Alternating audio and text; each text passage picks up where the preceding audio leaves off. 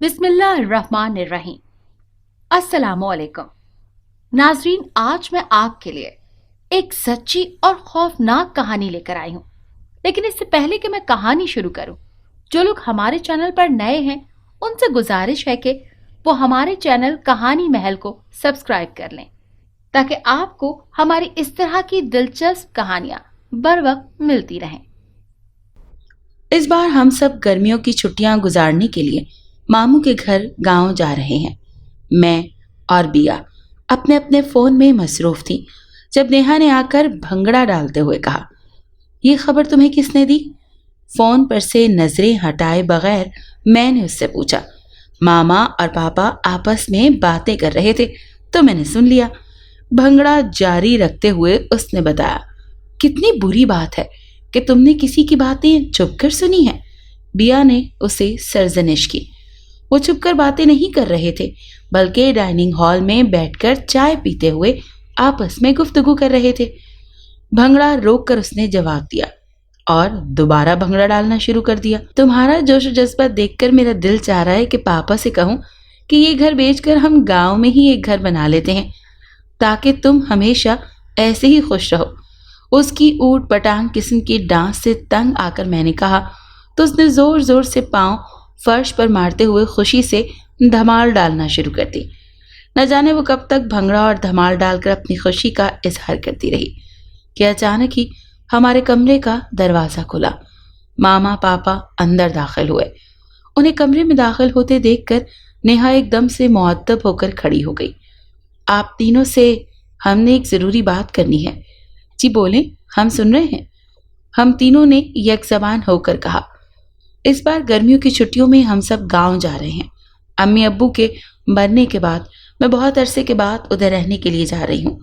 हम 3 हफ्ते वहां रुकेंगे। आप सब अपनी अपनी पैकिंग कर लेना और ये बात याद रखना कि वहां पर कोई भी चीज लेना हो तो शहर जाना पड़ता है। अगर किसी भी चीज की जरूरत हो तो मेरे साथ बाजार चलकर ले लेना, ताकि वहां कोई मसला ना हो। मामा ने हमें अपने प्रोग्राम से आगाह किया और साथ में पैकिंग के हवाले से हिदायत भी कर दी। हम सुबह से ही अपनी पैकिंग शुरू कर देती हैं और अगर किसी चीज की जरूरत हुई तो आपको बता देंगे, नेहा ने खुश होते हुए कहा। इतवार को सुबह सवेरे हमने सफर पर रवाना होना है। इससे पहले कि अपनी तैयारी मुकम्मल कर लें, यह बात ध्यान में रखना कि तमाम चीजें पैक कर लेना, पापा ने कहा और कमरे से बाहर चले गए। मामा हमें मजीद हिदायत देने के लिए हमारे पास ही बैठ गईं और फिर देर तक हम उनसे गांव के बारे में बातें करते रहे। मामा के दिल में आज भी उस जगह के लिए बहुत मोहब्बत थी जहां उन्होंने अपना बचपन गुजारा था। 2-3 दिन बहुत मसरूफ गुजरे। कभी मेरी चीज रह जाती तो बाजार जाना पड़ता और कभी नेहा और कभी बिया की खरीदारी के लिए जाना पड़ता। सुबह हमारी रवानगी थी। रात भर खुशी के मारे नींद नहीं आ रही थी। बचपन में हम गांव जाया करती थी तो हमेशा ही बीमार हो जाती थी। हमारी वजह से मामा ने भी जाना बहुत कम कर दिया था। रास्ते भर हम आपस में बातें करती रही और सरसब्ज पहाड़ों को देखते हुए हमारे सफर का इख्तिताम हुआ। गांव में अब बहुत तब्दीली आ चुकी थी। सबसे अहम बात जो मैंने नोट की थी वो गांव में दाखिल होने के लिए पक्की सड़क थी। हम जो सोच रहे थे कि शाम होने तक पहुंचेंगे, हम तो असर से पहले ही पहुंच गए, क्योंकि अब सड़कें पक्की और रास्ते आसान हो चुके थे। मामू और मुमानी हमारे इस्तकबाल के लिए मेन दरवाजे पर ही आ गए थे। मामू और मुमानी से मिलकर हमें बहुत खुशी हुई थी। मामू की 2 बेटियां सफ़ा और सबा, 2 बेटे अदनान और आज़ान भी हमसे मिलकर बहुत खुश हुए थे। सब लोग इतने खुलूस और मोहब्बत से मिल रहे थे कि अजनबियत का एहसास ही नहीं हो रहा था। मामू की हवेली देखकर तो हम सब दंग रह गए, क्योंकि जदीद तराश खराश की इस बड़ी सी हवेली में सहूलत की हर चीज मौजूद थी। आप लोग नहाकर ताज़ा दम हो जाएं, मैं खाना लगवाती हूँ, मुमानी ने कहा। सफ़ा, तुम लड़कियों को उनके कमरों में ले जाओ और मैं आपा को उनका कमरा दिखाती हूँ, मुमानी ने सफ़ा को कहा। आओ, मैं आप दोनों को आपका कमरा दिखा दूँ। सफ़ा ने हमें अपने पीछे आने का कहा और एक बैग पकड़कर सीढ़ियाँ चढ़ने लगी तो उसके पीछे हम भी अपना सामान लेकर चल पड़ी। सीढ़ियों के साथ बने हुए दाएं हाथ वाले पहले कमरे का दरवाजा खोलकर वो अंदर दाखिल हो गई तो उसके पीछे हम भी कमरे में आ गए। कमरे में 3 सिंगल बेड, सोफा और जरूरत का तकरीबन सारा सामान तरतीब से रखा हुआ था। ये है आपका कमरा, खिड़कियों के आगे पर्दे डालते हुए उसने कहा, और साथ ही एसी भी ऑन कर दिया। ये वॉशरूम है और एक वॉशरूम इसी राहदारी के आखिर में बना हुआ है, जरूरत पड़ने पर उसे भी इस्तेमाल कर सकती हैं। ये साथ वाला कमरा मेरा और सफा का है, एक आवाज देना हम हाजिर हो जाएंगे। मुस्कुराते हुए उसने हक़े मेज़बानी अदा किया।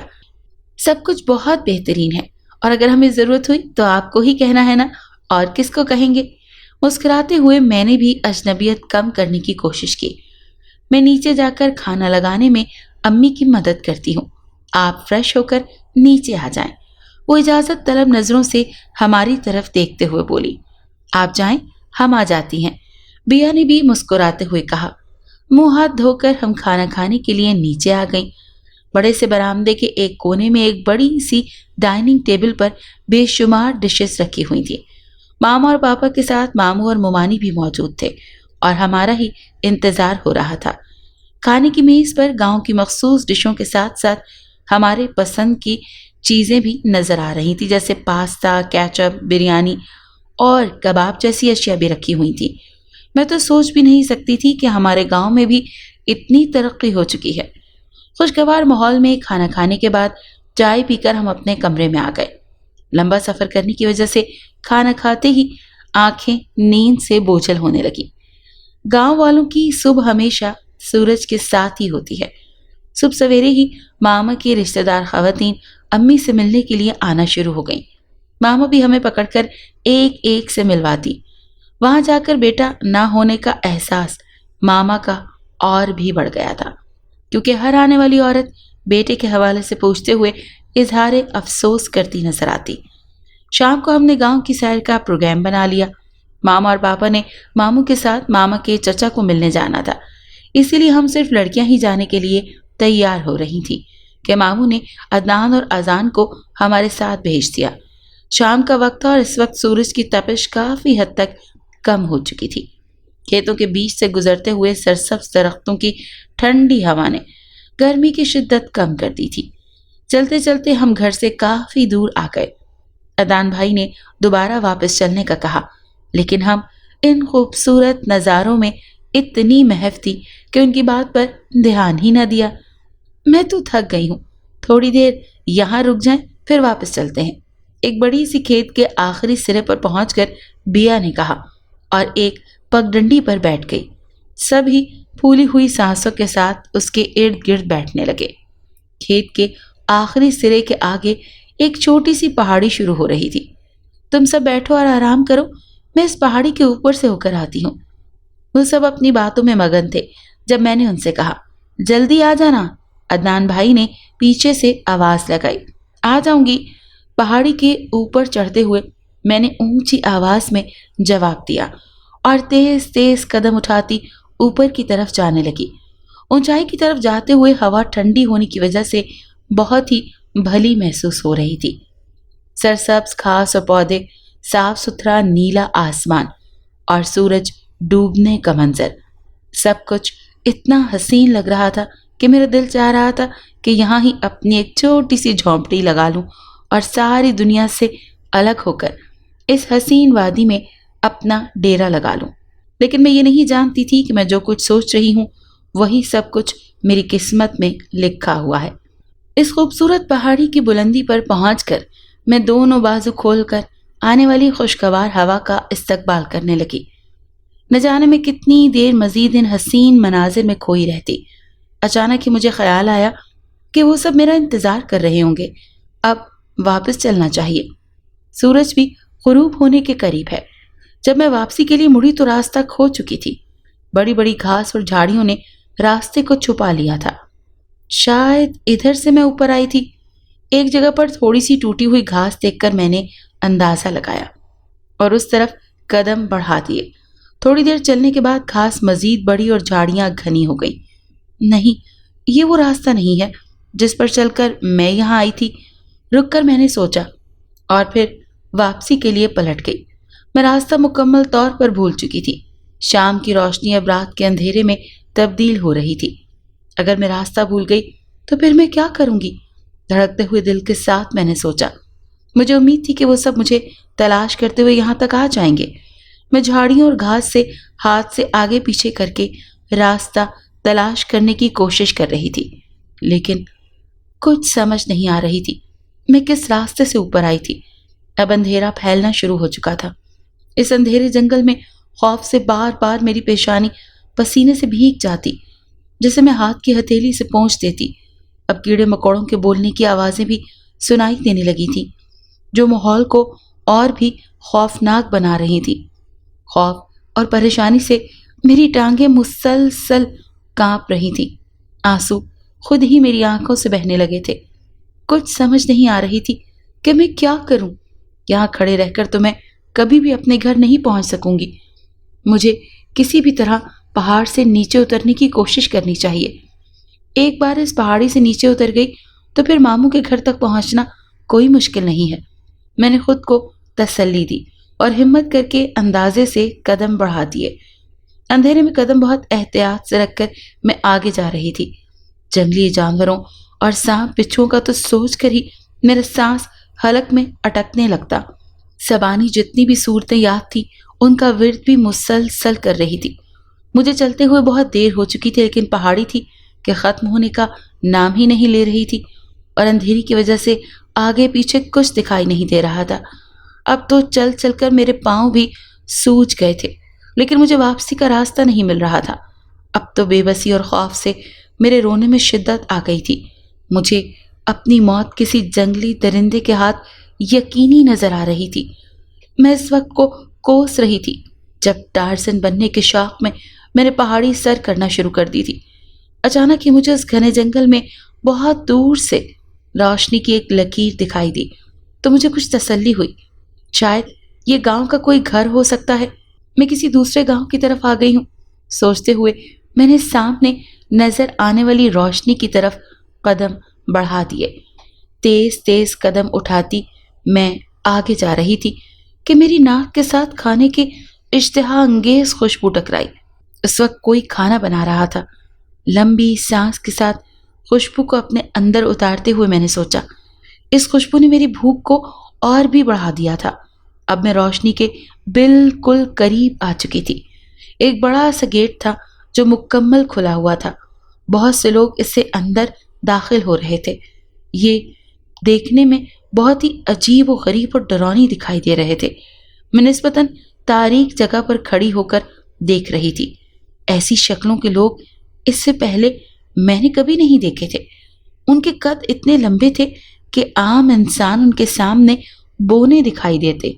मुझे कुछ समझ नहीं आ रही थी कि मैं कहाँ आ गई हूँ और ये कौन लोग हैं। थोड़ी देर बाद अंदर से म्यूजिक की आवाज सुनाई देने लगी। अब भी औरतें और मर्द तेज रंगों के लिबास पहनकर गेट से अंदर जा रहे थे।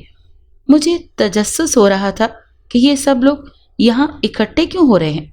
मैं मौके की तलाश में थी कि गेट के आगे से लोगों का हुजूम कम हो तो मैं भी अंदर जाकर देखूं। अब रश कम हो रहा था। मौका पाकर मैं भी अंदर घुस गई। एक तारीक कोने में खड़े होकर मैंने देखा तो ये एक बड़ा सा सहन था, जिसके सहन में रंग नूर का सैलाब आया हुआ था। मर्दों और औरतों की बहुत बड़ी तादाद जर्क बर्क लिबास पहनकर सहन में खड़ी हुई थी और कुछ कुर्सियों पर बैठे हुए आपस में खुशगपियां लगा रहे थे। करीब से देखकर मुझे अंदाजा हुआ कि ये इंसान नहीं, कोई और मखलूक है। शायद ये जिन्नात की बस्ती है और यहाँ हर किसी की शादी हो रही है। मैंने अपने आप से कहा। मेरे पास वापसी का रास्ता नहीं था, इसीलिए किसी कमरे में जाकर छुपने का सोचने लगी। रात के बाद सुबह हो तो हो सकता है कि मैं किसी इंसानी बस्ती के करीब हूँ। यही सोचते हुए मैं तारीकी का सहारा लेते हुए एक कमरे के दरवाजे तक पहुंच गई। आहिस्ता से दरवाजे पर जोर डाला तो वो खुल गया। थोड़ा सा खोलकर मैं अंदर दाखिल हो गई। नजर उठाकर सामने देखा तो एक लंबी सी औरत जिसकी आंखें बड़ी बड़ी और गोल थी, वो कीमती लिबास में मलबूस दुल्हन बनी हुई दिखाई दे रही थी। وہ دروازے کی طرف ہی دیکھ رہی تھی۔ کون ہو تم اور یہاں کیا کر رہی ہو؟ اس نے گول گول آنکھیں گھما کر انتہائی موٹی آواز میں مجھ سے پوچھا۔ میری مدد کریں، میں کسی کو کوئی نقصان پہنچانے نہیں آئی، میں تو خود پریشان ہو کر گھر کا راستہ بھول گئی ہوں۔ اسے قریب آ کر میں نے آہستہ سے آواز میں کہا تاکہ کسی اور کے کان تک میری آواز نہ پہنچے۔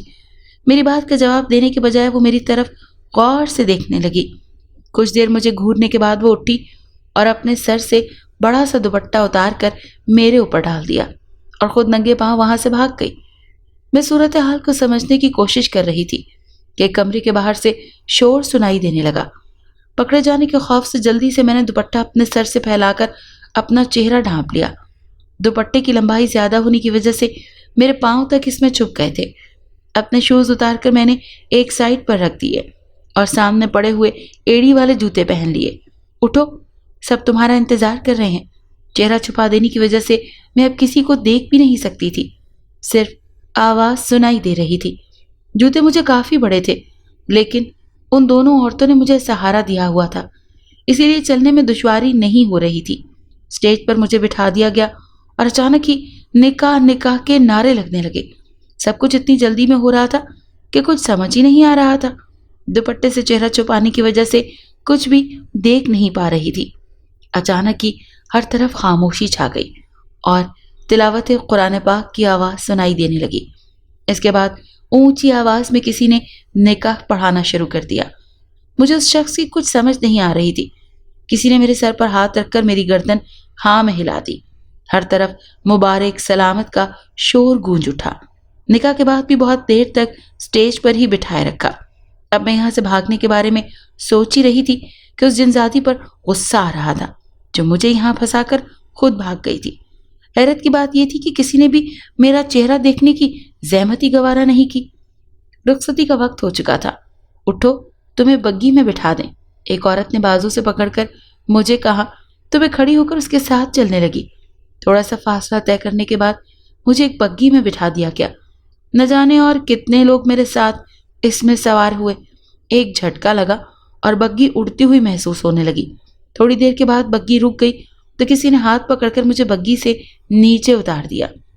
اب رات بہت ہو چکی تھی۔ دلہن کو اس کے کمرے میں چھوڑا، باقی رسمیں صبح کر لینا۔ ایک موٹی بھدی سی آواز میرے کانوں سے ٹکرائی۔ ایک عورت بازو سے پکڑ کر مجھے ایک کمرے میں چھوڑ گئی۔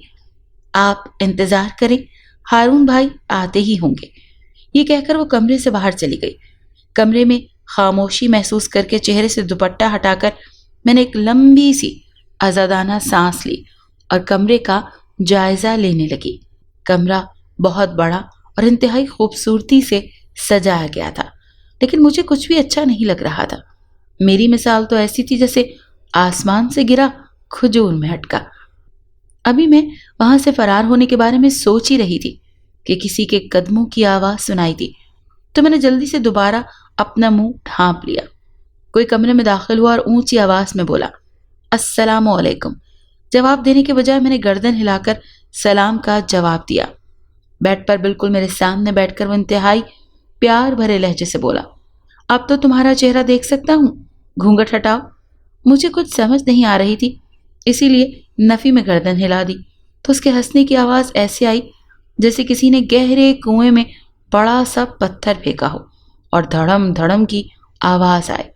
اس نے احتیاط سے دوپٹے کو میرے چہرے کے آگے سے اٹھا کر میرے سر پر رکھا تو ایک جھٹکے سے اٹھ کر بیڈ سے دور جا کر کھڑا ہو گیا۔ کالی سیاہ رنگت، موٹی سی ناک، سرخ انگارہ آنکھیں، ہونٹوں کا کٹاؤ کانوں کی لو کو چھو رہا تھا۔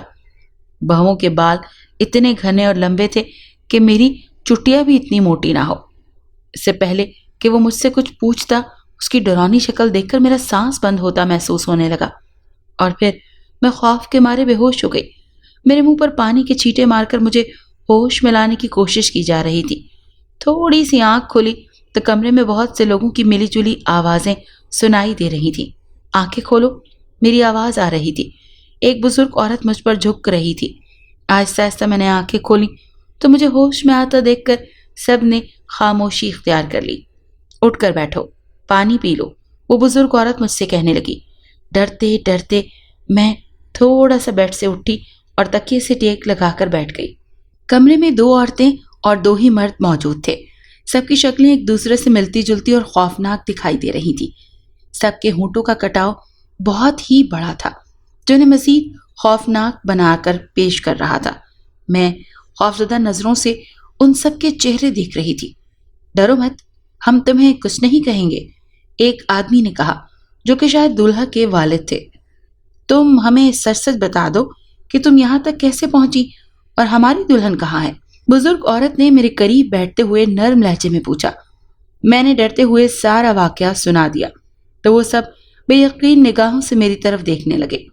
मैंने शुरू से ही मना किया था कि अपने ही कबीले से शादी करो, दूसरे कबीले के बारे में हमें क्या मालूम, लेकिन मेरी बात कोई मान ही नहीं रहा था। बुजुर्ग खातून ने मुंह चढ़ाते हुए कहा, हमें क्या मालूम था कि हमारे बेटे की पसंद ऐसी निकलेगी जो अपनी मोहब्बत के जाल में फंसाकर ऐन शादी के मौके पर भाग जाएगी। दूल्हा के अब्बा ने गुस्से से जवाब दिया, हो सकता है कि वो भागी ना हो, बल्कि इसे कोई मजबूरी पेश आ गई हो। दूल्हा ने उन्हें समझाने की कोशिश की। इसे अभी भी यकीन नहीं आ रहा था कि वो उसे छोड़कर जा सकती है। अभी तक तो जो उस लड़की ने बताया है, इससे तो साफ नजर आ रहा है कि वो अपनी मर्जी से भागी है। तुम्हें यकीन ना आए तो एक अलग बात है। दूल्हा की अम्मी ने हाथ नचाते हुए उससे बात की। इसके बारे में सुबह हम कबीले के सरदार से बात करेंगे। अगर तुम्हारी बेटी शादी नहीं करना चाहती थी तो हमें पहले बता देते। अब सारे कबीले में ये बात फैल जाएगी कि सरदार के बेटे की दुल्हन किसी और के साथ भाग गई। दूल्हा के बाप ने इंतहाई जज्बाती अंदाज में कहा। मुझे कुछ कुछ अंदाजा हो रहा था कि मामला क्या पेश आया है।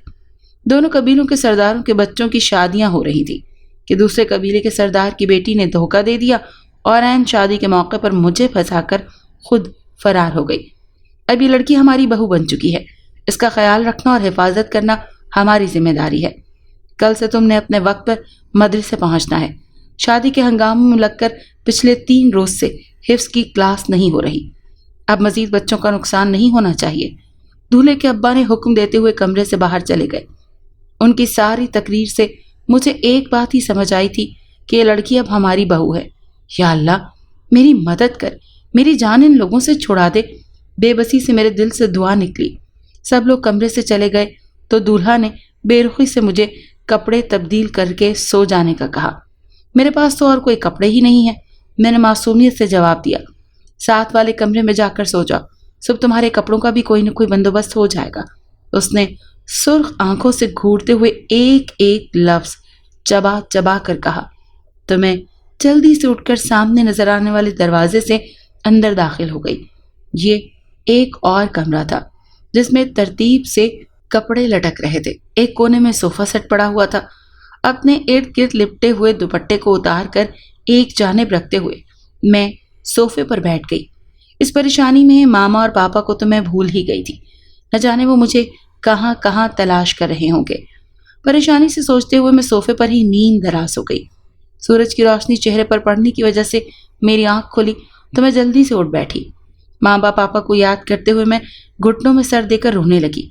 कल से लेकर आज तक जो वाकयात मेरी जिंदगी में रोनुमा हो चुके थे, इनके बारे में तो मैंने कभी सोचा भी नहीं था। कमरे में किसी की मौजूदगी के एहसास को महसूस करते हुए गर्दन उठाकर मैंने देखा तो वो हाथ में एक बैग पकड़े खड़ा मेरी ही तरफ देख रहा था। रोने से कुछ हासिल होने वाला नहीं है। ये कपड़े बदलो और इस कमरे से बाहर निकलकर घर के बाकी अफराद से मिलो। बैग मेरे करीब रखते हुए उसने कहा। पहली बार मेरे सामने उसने इतनी लंबी बात की थी। बात करने के दौरान उसका मुंह कानों तक खुलता और बड़े बड़े दांत नजर आते जो उसकी शक्ल को और भी खौफनाक बनाकर पेश करते। क्या सोच रही हो? उठो और लिबास तब्दील करो। अपनी तरफ गौर से देखते हुए उसने मेरी आंखों के सामने हाथ लहराते हुए कहा।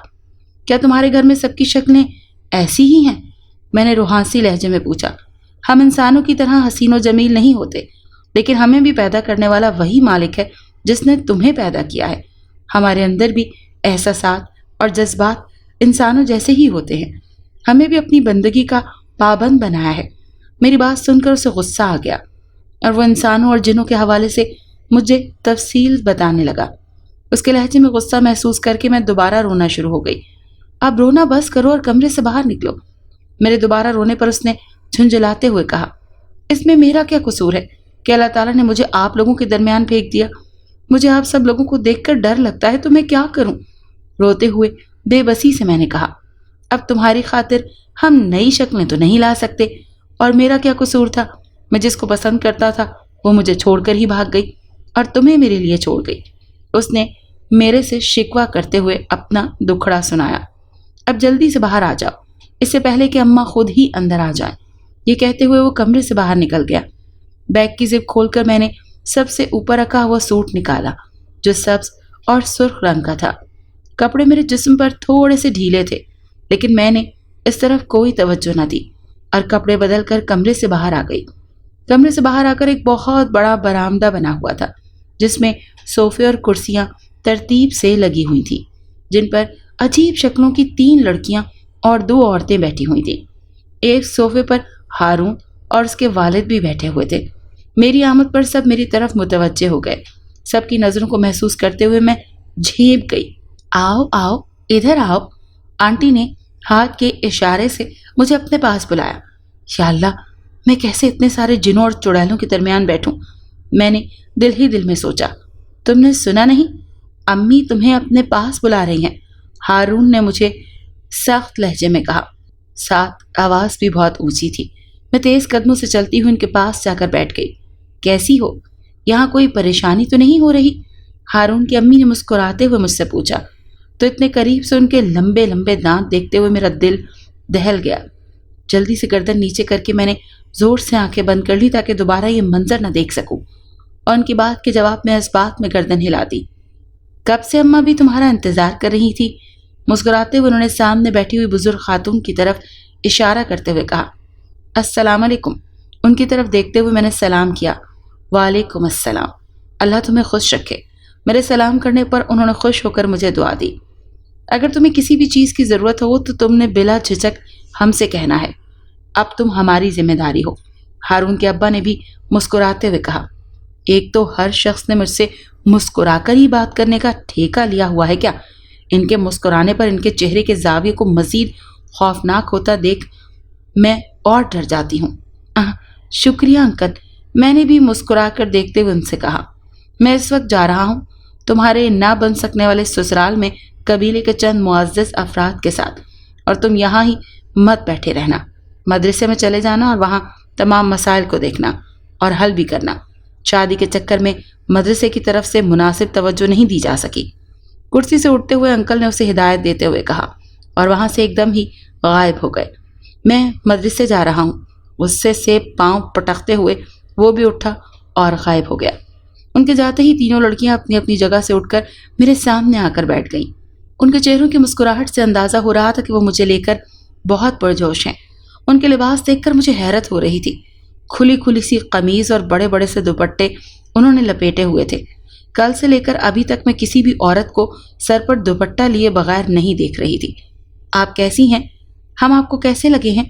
درمیان میں بیٹھی ہوئی لڑکی نے اپنے لمبے لمبے دانت کی مکمل نمائش کرواتے ہوئے مجھ سے پوچھا، تو جواب دینے کے بجائے میں نے صرف مسکرانے پر ہی اکتفا کیا۔ جب آپ یہاں کی عادی ہو جائیں گی تو پھر ہمیں انسانوں کی دنیا کے بارے میں ضرور بتانا۔ انسانوں کے بارے میں جاننے کا مجھے بہت شوق ہے، دائیں طرف بیٹھی ہوئی لڑکی نے مجھ سے کہا، تو اسے بھی گردن ہلا کر میں نے ہاں میں جواب دیا۔ بس کر دو، اب بھابھی کو تنگ مت کرو، جاؤ اور بھابھی کے کھانے کے لیے کچھ پکا کر لے آؤ، اماں نے ان کو کہا تو وہ تینوں ہاتھ کے اشارے سے مجھے اللہ حافظ کہتے ہوئے وہاں سے چلی گئیں۔ مجھے تو کچھ سمجھ نہیں آ رہی تھی کہ میری واپسی کیسے ممکن ہوگی۔ ان لوگوں کی باتوں اور رویے سے تو ایسا لگ رہا تھا کہ میں ہمیشہ کے لیے یہاں ہی آ گئی ہوں۔ تم جاؤ بیٹی، اپنے کمرے میں آرام کرو، اماں بھی نے مجھے سوچوں میں گم دیکھ کر کہا تو میں جلدی سے اٹھ کر کمرے میں آ گئی۔ کمرہ اب بھی خوبصورتی سے سجا ہوا تھا۔ مجھے شدید بھوک محسوس ہو رہی تھی۔ کل سے لے کر آج تک میں نے کچھ بھی نہیں کھایا تھا۔ اب تو نقاہت کے مارے میری آنکھوں کے سامنے اندھیرا چھانے لگا تھا۔ دھڑم سے بیڈ پر بیٹھتے ہوئے میں نے مل مل کر آنکھیں کھولنے کی کوشش کی۔ خود کو پرسکون کرنے کے لیے آنکھیں بند کر کے میں نے بیڈ کے تاج سے ٹیک لگا لی۔ تھوڑی دیر بعد ایک لڑکی جو کہ ہارون کی بہن تھی ایک ٹرے میں میرے لیے کھانا لے آئی۔ یہ لیں بھابھی، آپ کھانا کھا لیں، کل سے آپ نے کچھ بھی نہیں کھایا۔ میز گھسیٹ کر میرے قریب کر کے اس پر کھانے کی ٹرے رکھتے ہوئے بولی، نہ جانے یہ کیسا کھانا ہوگا، میں نے یہ کھا بھی سکوں گی یا نہیں۔ میں نے دل میں سوچا، آپ بے فکر ہو جائیں، یہ کھانا بالکل انسانوں کے کھانے کی طرح بنایا گیا ہے۔ الحمدللہ ہم بھی مسلمان ہیں اور حلال اور حرام کا فرق جانتے ہیں۔ مجھے ہچکچاہٹ کا شکار دیکھ کر اس نے کہا، اگر ایسی بات ہے تو میں ضرور کھاؤں گی۔ اس کی اس بات سے مجھے شرمندگی محسوس ہو رہی تھی، اسی لیے مسکراتے ہوئے کہا، آپ کھانا کھائیں، تھوڑی دیر بعد آ کر میں برتن لے جاؤں گی۔ مسکراتے ہوئے وہ کمرے سے باہر چلی گئی۔ کھانے کی خوشبو بتا رہی تھی کہ کھانا بہت مزے کا ہوگا۔ پلیٹ میں سالن نکال کر روٹی ہاتھ میں پکڑ کر میں بے صبروں کی طرح کھانے لگی۔ شاید کوئی سبزی بنی ہوئی تھی، لیکن جو کچھ بھی تھا بہت مزیدار تھا۔ جی بھر کر کھانے کے بعد باقی کھانا میں نے ڈھک کر رکھ دیا۔ کمرے میں ادھر ادھر ٹہل کر میں کھانا ہضم کر رہی تھی جب وہ برتن اٹھانے کے لیے آئی۔ مجھ سے پوچھ کر وہ برتن اٹھا کر واپس لے گئی۔ جب میں نے اس سے نام پوچھا، میرا نام کوثر ہے اور میں بہنوں میں سب سے بڑی ہوں۔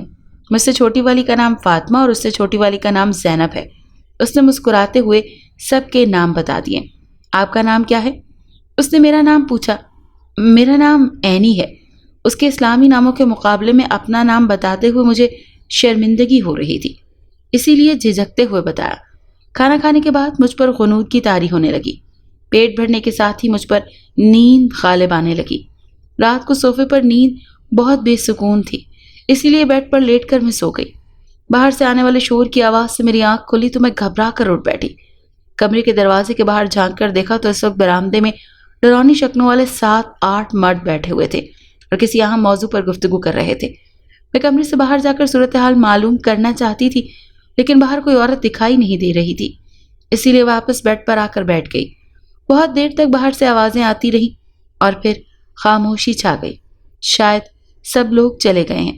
خاموشی محسوس کرتے ہوئے میں نے سوچا، بھابھی میں آ جاؤں؟ دروازے میں کھڑے ہو کر کوثر نے اندر آنے کی اجازت مانگی۔ آ جاؤ، اماں بھی کہہ رہی تھی کہ آپ شام ہونے کو ہے، آپ کمرے سے باہر آ جائیں۔ اس نے اماں بھی کا پیغام دیا تو میں اس کے ساتھ ہی اٹھ کر باہر آ گئی۔ سارے گھر والے برآمدے میں لگی ہوئی کرسیوں اور صوفوں پر بیٹھے ہوئے تھے۔ سلام کر کے میں بھی ایک خالی کرسی پر بیٹھ گئی۔ ہارون اور اس کے والد آپس میں کسی اہم موضوع پر بات کر رہے تھے، اسی لیے میری طرف بالکل بھی توجہ نہ دی۔ سب خاموشی سے ان کی باتیں سن رہے تھے۔ میں بھی خاموشی سے بیٹھ کر ان کی باتیں سننے لگی۔ مسجد میں سے اذان کی آواز سنائی دینے لگی تو سب مؤدب ہو کر خاموشی سے اذان سننے لگے۔ میں نے بھی گلے میں جھولتا دوپٹہ اذان کے احترام میں سر پر لے لیا۔ اذان کے بعد وہ دونوں باپ بیٹے مسجد میں جانے کا کہہ کر ایک دم سے غائب ہو گئے۔ گھر میں موجود عورتیں بھی نماز کی ادائیگی کی تیاری کرنے لگیں تو میں بھی خاموشی سے اٹھ کر کمرے میں آ گئی۔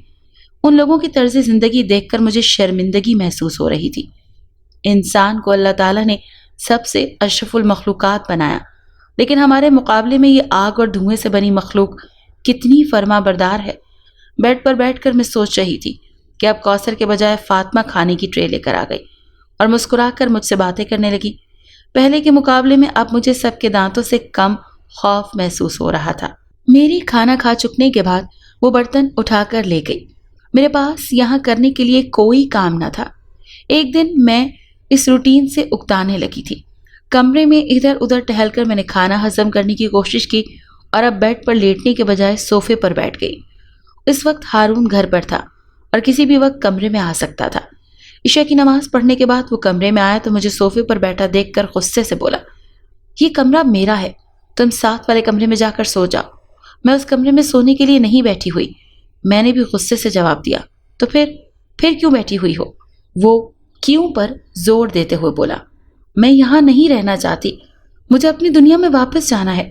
میرے والدین میرے لیے بہت پریشان ہوں گے۔ ایک ہی سانس میں سب کچھ کہہ ڈالا۔ جب تم کھیتوں میں سیریں کرتی ننگے سر پھر رہی تھی، اس وقت تمہارے والدین کہاں تھے؟ پریشان نہیں ہو رہے تھے؟ ہاتھ سے نہیں کا اشارہ کرتے ہوئے وہ طنزیہ لہجے میں بولا، غلطی ہو گئی مجھ سے، اب معاف کر دو۔ اس کے آگے ہاتھ جوڑتے ہوئے میں نے بے بسی سے کہا، ابا کو میں نے بتا دیا ہے کہ مجھے تم سے کوئی دلچسپی نہیں ہے، میں اپنے دل میں تمہارے لیے کوئی جذبہ پیدا نہیں کر پا رہا، لیکن وہ کہتے ہیں۔ اس نے جملہ ادھورا چھوڑ دیا۔ وہ کیا کہتے ہیں؟ میں نے بے صبری سے پوچھا۔ اس کا جملہ ادھورا چھوڑ دینے پر مجھے غصہ آ رہا تھا۔ وہ کہتے ہیں کہ آج وہ دوسرے قبیلے سے بات کر کے آئے ہیں، تو وہ یہ بات ماننے سے انکاری ہو گئے ہیں کہ ان کی بچی بھاگ گئی ہے۔ بلکہ وہ یہ سمجھ رہے ہیں کہ یہ ہماری کوئی سازش ہے، ان کی بچی کو ہم نے مار دیا ہے یا کچھ بھی کر دیا ہے۔ اس مسئلے کی وجہ سے وہ سب کچھ تمہیں اس کا قصوروار سمجھ رہے ہیں، اور اب جب تک یہ مسئلہ حل نہیں ہوتا تم کہیں نہیں جا سکتی۔ اس ساری بات سے مجھے تفصیل سے اس نے آگاہ کیا۔ اس میں میرا کیا قصور ہے؟ اس کی بات سن کر حیرانگی سے میں نے پوچھا۔ تم پریشان نہ ہو اور آرام سے جا کر سو جاؤ، 2-4 روز میں تمہارا مسئلہ حل ہو جائے گا۔ اب کی بار اس نے آرام سے کہا۔ کیسے حل ہو جائے گا؟ میں نے پریشانی سے پوچھا۔ میں صبح خود دوسرے قبیلے ابا کے ساتھ جاؤں گا اور ان سے بات کروں گا، اس نے مجھے تسلی دیتے ہوئے کہا۔ صبح کیسے جاؤ گے تم قبیلے؟ تمہارے ابا نے صبح سویرے تمہیں مدرسے بھیج دینا ہے۔ میں نے اس سے پوچھا۔ کوئی نہ کوئی حل نکال ہی لوں گا، تم مت پریشان ہو۔ بیڈ پر لیٹتے ہوئے اس نے کچھ سوچ کر کہا۔ ایک بات بتاؤ کہ یہ مدرسے میں تم کیا کرتے ہو؟ میں نے معلومات لینے کے لیے اس سے پوچھا۔ میرا ابا اس قبیلے کے سردار ہے اور انہوں نے قبیلے کے بچوں کے لیے قرآن پاک پڑھنے اور حفظ کرنے کے لیے ایک مدرسہ کھولا ہوا ہے، جس میں قبیلے کے سارے بچے ناظرہ پڑھتے ہیں اور جو حفظ کرنا چاہتے ہیں انہیں حفظ کروا دیا جاتا ہے۔ اس نے مجھے مدرسے کے متعلق تفصیلات سے آگاہ کیا۔ تم بھی وہاں پڑھاتے ہو؟ میں نے اس سے سوال کیا۔ ہم 2 استاد ہیں جو بچوں کو حفظ کروانے پر مقرر ہیں، اس نے جواب دیا۔ کیا تم حافظ قرآن بھی ہو؟ میں نے حیرت سے پوچھا۔ نہ صرف میری 3 بہنیں بھی حافظ قرآن ہیں اور بچیوں کے مدرسے کی ساری ذمہ داری انہی پر ہے۔ بہت فخر سے اس نے جواب دیا۔ واقعی یہ بات ہی فخر کرنے کے لائق تھی کہ وہ سب بہن بھائی حافظ قرآن ہیں۔ اچھا اب جاؤ سو جاؤ، میں نے صبح سویرے اٹھنا ہے۔ اس نے مجھے کمرے سے جانے کا کہا تو میں دوسرے کمرے میں آ گئی اور صوفے پر نیند دراز ہو گئی۔ آج مجھے گھر سے باہر دوسری رات تھی۔ نہ جانے سب کس حال میں ہوں گے اور مجھے کہاں کہاں تلاش کر رہے ہوں گے۔ یہ سوچتے ہوئے ماما پاپا کا چہرہ میری نگاہوں کے سامنے آ گیا تو آنسو خود ہی میری آنکھوں سے بہنے لگے۔ صبح حسب معمول وہ مدرسے چلا گیا۔ اس کی بہنیں میرے آگے پیچھے بھابھی بھابھی کہتے پھر رہی تھی۔ ان کے چہرے بہت ڈراونے تھے لیکن ان کے دل بہت صاف تھے۔ ان کی محبت بھرے رویے جو دیکھتے ہوئے میں نے سوچا کہ ان کی شکل و صورت سے الگ کر کے انہیں دیکھا جائے تو وہ بہت سچے اور پکے مسلمان ہیں اور ساتھ ساتھ اچھے اخلاق کے مالک بھی ہیں۔ اچانک ہی انکل ہارون کے والد جہاں ہم بیٹھے ہوئے تھے وہاں پر نمودار ہو گئے۔ وہ چہرے سے پریشان دکھائی دے رہے تھے۔ دوسرے قبیلے والے ہماری بات پر یقین کرنے کے لیے تیار ہی نہیں ہیں۔ وہ چاہتے ہیں کہ ہم آدم زادی کو ان کے سامنے لے کر آئیں اور وہ اس کی زبانی سنیں کہ اصل واقعہ کیا ہے۔ میرے سامنے کھڑے ہو کر وہ پریشانی سے بول رہے تھے۔ اگر آپ کہیں تو ہم اسے وہاں لے چلتے ہیں، آنٹی نے کہا۔ اس نے اپنے قبیلے کے تمام معزز سرداروں کو اپنے گھر کے صحن میں جمع کر لیا ہے۔ تم اسے تیار کرو، میں بھی اپنے قبیلے کے معززین کو ساتھ چلنے کی دعوت دیتا ہوں۔ یہ کہہ کر وہاں سے وہ غائب ہو گئے۔ کوثر، اسے اچھی طرح سے چادر لپیٹ کر چہرہ چھپا دو، کھلا منہ لے کر جانا مناسب نہیں لگتا، آنٹی نے میری طرف اشارہ کر کے کوثر کو کہا۔ جی امی، میں ابھی لپیٹ دیتی ہوں۔ وہ کمرے میں جا کر ایک سرخ رنگ کی بڑی سی چادر لے آئی اور اچھی طرح میرے ارد گرد لپیٹ کر میرا منہ بھی چھپا دیا، لیکن اس طریقے سے کہ میری آنکھیں چھپی ہوئی نہیں تھی، میں بآسانی سب کچھ دیکھ سکتی تھی۔ تھوڑی دیر بعد ہی وہ دونوں آ گئے اور بگی میں سوار ہو کر ہم سردار کے گھر آ گئے۔ یہ وہی گھر تھا جہاں وہ جنزادی مجھے دوپٹہ اڑا کر خود بھاگ نکلی تھی۔ میں نے پہچان لیا تھا۔ صحن میں اس وقت بھی بہت سی کرسیاں ترتیب سے لگی ہوئی تھیں اور ان پر کافی تعداد میں مرد اور عورتیں بیٹھے ہوئے تھے۔ کرسیوں کے سامنے بنے اسٹیج پر ایک انتہائی ڈرونی شکل کا آدمی اور اس کے ساتھ ملتی جلتی شکل والی عورت بیٹھی ہوئی تھی۔ انکل اور ہارون بھی اسٹیج پر جا کر بیٹھ گئے جبکہ میں اور آنٹی کرسیوں پر بیٹھ گئی۔ کہاں ہے جنزادی؟ اسے سامنے لے کر آؤ، قبیلے کی سردار نے اونچی آواز میں ہارون کی طرف دیکھ کر کہا تو سب لوگ بالکل خاموش ہو کر اس کی طرف دیکھنے لگے۔ اس نے ہاتھ کے اشارے سے مجھے بھی اسٹیج پر بلا لیا۔ بولو اے آدم زادی، جو کچھ تم جانتی ہو، سردار نے میری طرف دیکھتے ہوئے اونچی آواز میں کہا۔ میں نے بھی اونچی آواز میں راستہ بھولنے سے لے کر ابھی تک کے سارے حالات بتا دیے۔ اب تو سردار واقعی پریشان ہو گیا تھا۔ اگر تم سچ کہہ رہی ہو تو پھر میری بچی کہاں ہے؟ سردار نے فکر مندی سے مجھ سے پوچھا۔ اس سے پہلے کہ میں کچھ جواب دیتی 2 آدمی ایک لڑکی اور لڑکے کو زبردستی گھسیٹتے ہوئے لے کر آ رہے تھے اور اسٹیج پر لا کر کھڑا کر دیا۔ لڑکی کو تو میں نے پہچان لیا تھا، یہ وہی تھی جو اس دن اپنا دوپٹہ مجھ پر ڈال کر بھاگ گئی تھی۔ اسے کسی لڑکے کے ساتھ دیکھ کر اس کے ماں باپ انتہائی شرمندہ ہو رہے تھے۔ یہ کون ہے اور تم بارات والے دن گھر سے بھاگ کیوں گئی تھی؟ اس لڑکے کی طرف اشارہ کرتے ہوئے ہارون نے اس سے پوچھا، یہ میرا ماموں ذات ہے اور میں اسے بچپن سے ہی پسند کرتی تھی۔ دونوں خاندانوں کے اختلافات نے بظاہر تو ہمیں ایک دوسرے سے دور کر دیا تھا، لیکن ہماری محبت وقت کے ساتھ ساتھ بڑھتی رہی۔ جب اسے میری شادی کا علم ہوا تو یہ مجھے لینے کے لیے آ گیا۔ میں ایسے موقع پر گھر سے بھاگ کر نہیں جانا چاہتی تھی کہ اچانک ہی یہ لڑکی میرے کمرے میں آ گئی۔ اس کے اوپر اپنا دوپٹہ ڈال کر میں بھاگ گئی اور ماموں کے گھر جا کر ہم نے نکاح کر لیا۔ اس نے ہارون کے سوال کا جواب دیا، اگر تم مجھ سے شادی نہیں کرنا چاہتی تھی تو پھر میرے ساتھ جھوٹے وعدے کیوں کیے؟ شکست خوردہ آواز میں ہارون نے اس سے پوچھا۔ اگر یہ مجھے لینے کے لیے نہ آتا تو میں کبھی بھی ایسا نہ کرتی اور تمہاری بیوی بن کر تمہارے گھر چلی جاتی، اس نے صفائی پیش کرتے ہوئے کہا۔ تمہیں کوئی حق نہیں پہنچتا تھا کہ میرے جذبات سے کھیلو، ٹوٹے ہوئے لہجے میں ہارون نے کہا۔ اس کی آنکھیں شدت ضبط سے سرخ ہو رہی تھی۔ اب تو تمہیں یقین آ گیا نا کہ ہم نے تمہاری بیٹی کے ساتھ کوئی سازش نہیں کی؟ انکل نے سردار سے پوچھا، جو اس وقت اپنی ساری اکڑ بھول کر شرمندگی کے مارے منہ اوپر نہیں کر رہا تھا۔ آج بھی اگر میں اپنے بندے تمہاری بیٹی کو ڈھونڈنے کے لیے نہ بھیجتا تو تم نے تو ہم پر یقین ہی نہیں کرنا تھا۔ خاموشی دیکھ کر انکل نے ایک اور سوال کیا۔ میں تم سے شرمندہ ہوں، سب کچھ تو اس کی مرضی سے ہو رہا تھا، اسی لیے مجھے یقین نہیں آ رہا۔ شرمندگی سے کہتے ہوئے سردار سٹیج سے نیچے اترے اور ایک کمرے میں گھس کر دروازہ اندر سے بند کر لیا۔ سردار کے جانے کے بعد باقی سب آہستہ آہستہ اٹھ کر جانے لگے۔ ہارون بیٹا، اس لڑکی کو بھی اس کے گھر چھوڑاؤ، ہماری وجہ سے اس نے بھی بہت پریشانی اٹھائی ہے۔ انکل نے کرسی سے اٹھتے ہوئے میرے سر پر شفقت سے ہاتھ رکھتے ہوئے ہارون سے کہا، ٹھیک ہے ابا جی، میں چھوڑ آتا ہوں۔ اس نے فرما برداری سے کہا۔ آنٹی نے آگے بڑھ کر مجھے گلے سے لگا لیا اور پیار بھرے لہجے سے بولی، یہ چادر جو تم نے رکھی ہوئی ہے اسے ہماری طرف سے تحفہ سمجھ کر رکھ لینا۔ اللہ حافظ کہتے ہوئے نہ جانے کیوں میری آنکھوں میں آنسو آ گئے۔ ہارون نے میرے سر پر ہاتھ رکھا اور بولا، آنکھیں بند کر لو۔ آنکھیں بند کرتے ہی مجھے ایک جھٹکا لگا اور میرے پاؤں زمین سے اٹھ گئے۔ ابھی میں سنبھلی بھی نہ تھی کہ اس کی آواز سنائی دی کہ آنکھیں کھولو۔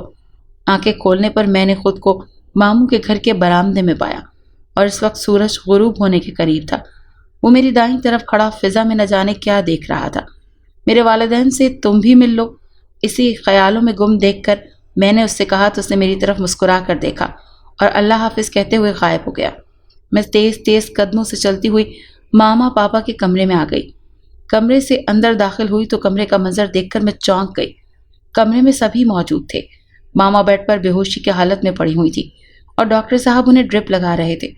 ماما کو اس حالت میں دیکھ کر تو میرے آسان خطا ہو گئے۔ میں بھاگتی ہوئی ان سے جا لپٹی۔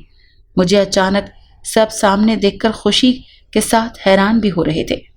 ڈاکٹر صاحب ڈرپ لگا کر چلے گئے تو پاپا کے گلے سے لگ کر میں خوب روئی۔ وہ بھی بھیگی ہوئی آنکھوں سے مجھے چپ کروا رہے تھے۔ مانا کے کراہنے کی آواز سے میں ان کے قریب آ گئی اور انہیں زور زور سے آواز دینے لگی۔ میری آواز سن کر انہوں نے آنکھیں کھول دی، کوشش کی اور مجھے سامنے دیکھ کر اونچی آواز میں رونا شروع کر دیا۔ ان کے ساتھ لپٹ کر میں بھی جی بھر کر روئی۔ ماما پلیز مجھے معاف کر دیں۔ رونے کے ساتھ میں نے ان سے معافی مانگی۔ مومانی نے آگے بڑھ کر مجھے ماما سے الگ کیا اور پانی پلایا۔ ماما کی طبیعت تھوڑی سنبھل گئی تو پاپا بیڈ پر ہی ہمارے ساتھ آ کر بیٹھ گئے۔ اینی بیٹی، تم کہاں چلی گئی تھی؟ جنگل کا چپا چپا پولیس کی مدد سے چھان مارا مگر تمہارا سراغ نہ ملا۔ ہم سب تو جیسے تمہاری گمشدگی سے مر ہی گئے تھے اور تمہیں اپنے سامنے زندہ سلامت دیکھ کر جی اٹھے ہیں، پاپا نے جذباتی انداز میں کہا۔ راستہ بھولنے سے لے کر ابھی تک کے سارے حالات میں نے سب کے سامنے بیان کر دیے تو سب حیران ہو کر میری طرف یوں دیکھنے لگے جیسے میں کوئی انہونی بات کر رہی ہوں۔ ثبوت کے طور پر میں نے چادر دکھائی، جو ایسی خوبصورت چادر تھی کہ اس سے پہلے اس نے کبھی کہیں کسی نے نہیں دیکھی ہوگی۔ ہمیں غرض تھی اپنی بیٹی کے ساتھ وہ واپس آ گئی، مجھے اور کچھ نہیں چاہیے۔ ماما نے اپنے ہاتھ میرے سر پر رکھتے ہوئے کہا، اللہ تمہیں اور تمہارے خاندان کو ہر مصیبت سے بچائے۔ ماموں جو کافی دیر سے خاموش بیٹھے تھے، ماما کے سر پر شفقت سے ہاتھ رکھ کر دعائیں دیتے ہوئے کمرے سے باہر چلے گئے۔ ماما نے ڈرپ اتار دی تھی کہ اب انہیں کوئی بیماری نہیں تھی۔ اپنی بیٹی کو سامنے دیکھ کر وہ بالکل ٹھیک ہو گئی۔ کھانے کے بعد میں اپنے کمرے میں آئی تو بیا، نیہا، صفا، صبا، عدنان اور اذان سبھی کمرے میں آ گئے۔ تم سب یہاں کیوں اکٹھے ہو رہے ہو؟ انہیں ایک ساتھ کمرے میں آتا دیکھ کر میں نے پوچھا۔ ہم تم سے جنات کے بارے میں اور بھی بہت کچھ سننا چاہتے ہیں، اسی لیے اکٹھے ہوئے ہیں۔ بیا نے مسکراتے ہوئے جواب دیا۔ میں نے سب کچھ بتا دیا۔ اب میرے پاس بتانے کے لیے اور کچھ بھی نہیں ہے۔ میں یہاں پیدا ہی ہوئی ہوں، بچپن گزارا ہے، مجھے تو کوئی جناتی قبیلہ آج تک نہیں ملا۔ صفا نے آنکھیں گھما گھما کر کہا تو سب اس کی تائید میں سر ہلانے لگے۔ کل ایسا کرنا، شام کے بعد اس پہاڑی پر جا کر بیٹھ جانا اور رات ہوتے ہی جنات کو آوازیں دینا شروع کر دینا۔ جب وہ آئیں تو ان سے کہنا کہ میں اینی کی کزن ہوں، اسے آپ لوگ لے کر گئے تھے، اب میری باری ہے۔ اس مذاق کا جواب میں نے مذاق میں دیا تو سب ہنسنے لگے۔ وہ مجھے بھی ایسی خوبصورت چادر تحفے میں دیں گے کیا؟ میری چادر کو للچائی ہوئی نظروں سے دیکھتے ہوئے اس نے پوچھا۔ ضروری نہیں، تمہاری قسمت بھی میرے جیسی ہو، تم کسی خطرناک قبیلے کے ہاتھ بھی لگ سکتی ہو جو انسان کو اپنا دشمن سمجھتا ہو۔ جنات کو اللہ تعالیٰ نے آگ سے بنایا ہے، ان کے اندر خیر کم اور شر زیادہ ہوتا ہے، اسی لیے ان سے بچنا چاہیے۔ میں نے چادر اس کے ہاتھ سے لے کر اپنے ارد گرد لپیٹ لی اور خود کو بدلنے کا پکا فیصلہ کر لیا۔ اگر آپ کو یہ کہانی اچھی لگی ہے تو اسے لائک کیجیے اور ہمارے چینل کہانی محل کو سبسکرائب کیجیے۔ اور ہاں، اگر آپ کے کسی دوست، رشتہ دار یا بہن کے ساتھ خدا نخواستہ اس طرح کا کوئی بھی واقعہ پیش آیا ہے تو ہمیں کامنٹ سیکشن میں اس کے بارے میں ضرور بتائیے۔